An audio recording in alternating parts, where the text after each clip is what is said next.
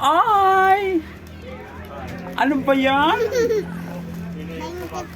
Tay, pwede ba kitang tanungin tungkol sa akin? Oo, anak. Ano bang nangyari, tay? Bakit yung puso ko, pusong babae? Tapos yung pag-ari ko, pag-ari ng lalaki. Ano bang nangyari, tay? Eh, ganito kasi yun, anak. Ang nanay mo kasi, pinaglihi ka sa talong at sa itlog. Kahit hating gabi na yan, bumagyo man, umulan man, palagi niya ako iniimbita kumain ng talong at saka itlog. Kahit tulog na ako, ginigising niya pa ako. Honey, gising ka muna, B. Pakainin mo muna ako ng itlog at saka talong para makatulog tayo ng maayos.